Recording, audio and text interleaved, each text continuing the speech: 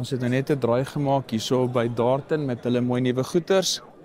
Darton het oulike nuwe stabilizers wat gecolor-code is. Grys, groen, tan, saam met die bo. En van Darton af was ons gou by Trifecta Broadheads en nou is ons by Spectra en Viper.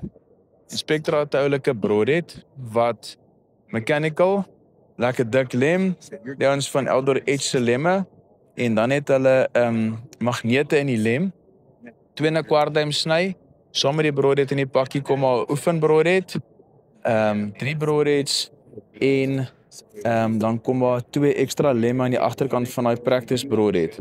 So gewone jagpunt aan Amerika verkoop vir so 65. In die ou dae was dit $38, nou is dit al $50. Hierdie is $45. So maal het omtrent met 18 tot 20 om dit in Suid-Afrika te kry. Viper maak baie oulike liggies wat ons plaas het aanhou in die winkel wat magneties is, wat jy op enige site kan sit. Dan maak hulle so 'n stabilizer wat hulle op 'n manier gekry het dat hy in die Matthews in kan pas, as ek myself nie misgis nie.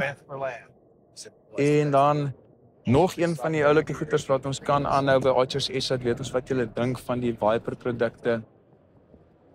En dan het hulle eie sites, hardloop daar deur die sites. En natuurlik die broadheads en dan hulle stabilizers. So, praat daar met ons in die comments, laat weet ons wat julle dink. En kyk ons of dit die moeite werd is om wie stel belang in so 'n broadhead. So 2 1/4 duim sny, spin baie goed. Ou het my nou akkuraatheid gewys. 60 uit op 60 pond deur 'n whitetail geskiet.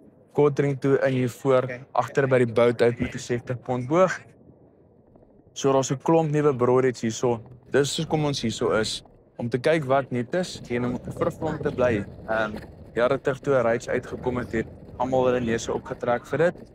En dit het baie populêr geraak. Daar gaan nuwe goeders uitkom wat die nuwe Raids gaan wees of die nuwe ek onthou toe ek eerste Blazer wyns geskiet het in 2003-4. Was almal gegiggel vir die klein fletches. Nou kry jy 23 jaar later nie ouens om op te hou met Blazer te skiet nie. So ja.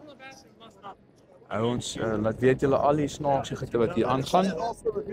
Ek agterkom wat hier gebeur. Ons laat weet ek julle.